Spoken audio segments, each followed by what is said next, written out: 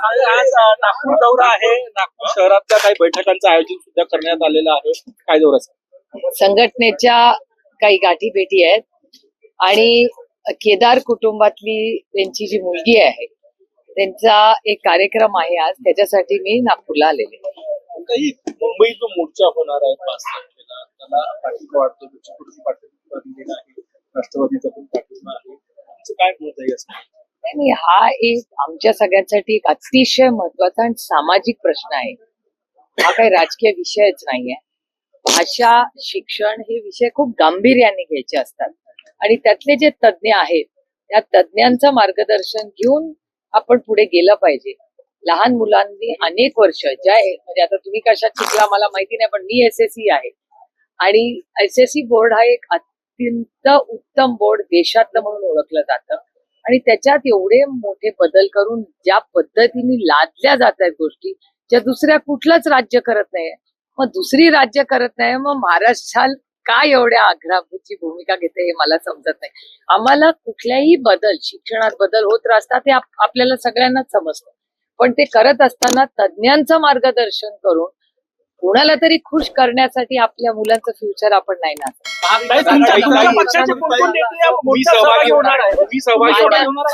माननीय जयंत पाटील या सगळ्याची माहिती देतील, पण राष्ट्रवादी काँग्रेस पक्ष पूर्ण ताकदीने या मोर्चामध्ये सहभागी होणार आहे. माणुसकीच्या नात्याने शिक्षण आमच्यासाठी अतिशय गंभीर विषय आहे. याच्यासाठी स्वतः सहभागी होणार आहे का? पवार साहेब स्वतः सहभागी होणार आहे का या मोर्चाला? आज उद्यामध्ये ते सगळं कळेल. 5 तारखेला आहे ना, मग आज उद्यामध्ये ठरेल. ठाकरे बंधू एकत्र दिसतात आहे. कार्यकर्त्यांची, नागपूरच्या कार्यकर्त्यांची भावना आहे की पवार कुटुंब सुद्धा एकत्र दिसलं पाहिजे. अनेक युवा कार्यकर्ते सातत्याने बोलून दाखवतात. हो, ठीक आहे. बघा, भावना, हे बघा, आम्ही लोकप्रतिनिधी आहोत, त्याच्यामुळे आमच्या सगळ्याच लोकांच्या भावना, त्यांच्या इच्छा या सगळ्या नेहमी ऐकून घ्यायचं, हीच तर कुठल्याही लोकप्रतिनिधीची ही ताकद असते. त्याच्यामुळे त्या सगळ्या भावना या आम्ही ऐकून घेतच असतो. एक प्रश्न असा आहे, महाविकास आघाडी सरकार असताना निर्णय झाला, सुप्रिया स्वराज असतील, माशेलकर असतील, याच्या समितीने हा निर्णय दिला, त्यामुळे हिंदी भाषा ही घेण्यात आली असं देवेंद्र फडणवीसांचं म्हणणं आहे. तुमचं सरकार असताना हा निर्णय झालाय, माझा विरोध का करताय? नाही, समितीने निर्णय घेतलाय, आम्ही नाही घेतलेला. समिती कोण आहे? अनेक सरकार असतात. मी विनम्रपणे देवेंद्रजींना सांगू इच्छिते, त्यांना माझ्यापेक्षा प्रशासनाच्या सत्तेमध्ये जास्त अनुभव आहे माझ्या वैयक्तिकपेक्षा, जरी मी काँग्रेस विचारधारेत असते तरी. त्याच्यामुळे त्यांना एवढंच नक्की माहिती की या समित्या कशासाठी असतात. त्या निर्णय प्रक्रियेसाठी नसतात, त्या रेकमेंडेशन असतात. रेकमेंडेशन अँड ऍक्शन में बहुत बडी अंतर. त्यामुळे तज्ज्ञ हे प्रत्येक राज्याला, प्रत्येक देशातल्या आता मी स्वतः इन्कम टॅक्सचं बिल करते, त्या कमिटीवर मी आहे. 1 नेशन 1 इलेक्शनच्या कमिटीवर आम्ही सरकारला रेकमेंडेशन करतो. आता त्या बिलाची अंमलबजावणी आम्ही म्हणतोय तसं करायचं नाही, करायचं का नाही हा फायनल निर्णय निर्मलाजी करणार, आम्ही नाही करणार. म्हणून त्या मंत्री आहेत आणि आम्ही कमिटी आहोत. एक मिनिट थांबा ना, त्यांचं होऊ दे ना. जरी हे खरं असलं तरी तेव्हा समितीचा निर्णय हा स्वीकारणं किंवा फेटाळणं तेव्हाच फेटाळला का नाही? मराठीचा मुद्दा, तर तेव्हाचे मुख्यमंत्री हे मराठीवादी होते, तेव्हाचे मुख्यमंत्री हे मराठीला पहिली भाषेसाठी आग्रही होते, तेव्हा त्या मुख्यमंत्र्यांनी तो का फेटाळला असं फडणवीसांचं म्हणणं आहे. नाही, त्यांना म्हणा, हे बघा, आम्ही लोकशाहीवाले आहोत, त्याच्यामुळे एका सशक्त लोकशाहीमध्ये प्रत्येकाला बोलायचा अधिकार आहे आणि नुसतं बोलायचं नाही, जो समोरचा आहे त्यांनी ऐकून घ्यायची पण ताकद आहे. त्याच्यामुळे माननीय देवेंद्रजींना बोलायचा अधिकार आहे, पण फॅक्च्युअल सिच्युएशन अशी आहे की रेकमेंड केलेलं आहे. रेकमेंडेशन खूप येतात, तज्ज्ञ परत रिपोर्ट घेतात. आता माझंच तुम्हाला सांगते, पुन्हा इन्कम टॅक्स कडे जाते.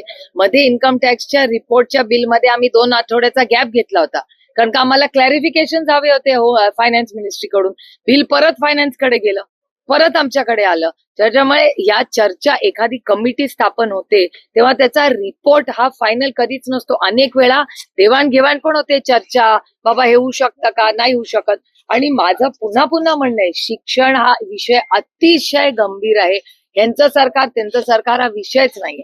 शिक्षणाच्या बाबतीत जो निर्णय असावा तो जे त्यातले तज्ज्ञ आहेत त्यांनी आणि पालकांनी घेतला पाहिजे की तुमची मुलं कुठल्या बोर्डात आहेत, काय. पालकांचा खूप मोठा रोल असतो त्याच्यात.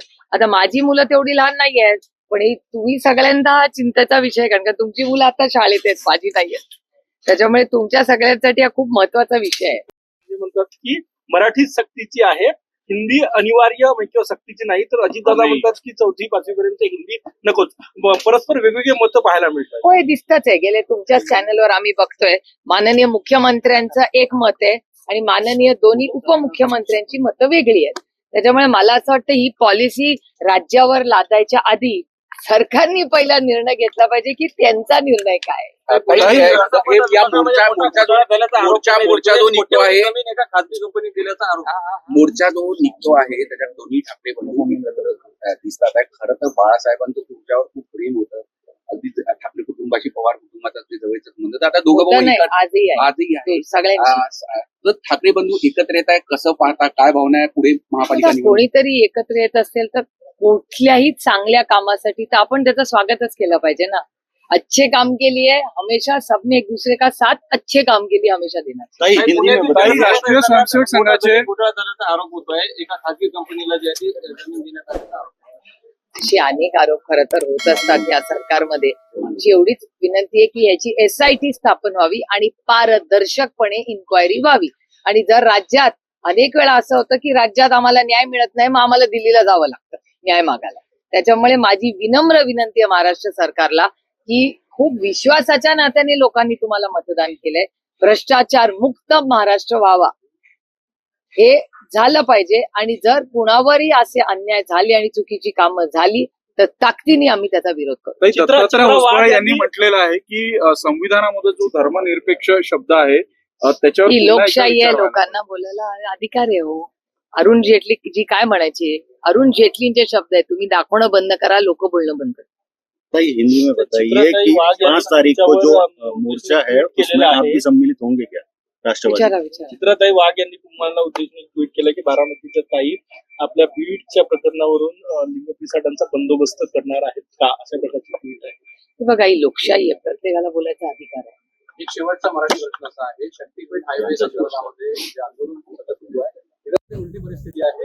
एका शेतकऱ्यांना कोणाला 15 कोटी 20 कोटी मिळाले, 100 एकर जमीन, 60 एकर जमीन, 5-6 एकर जमीन गेली.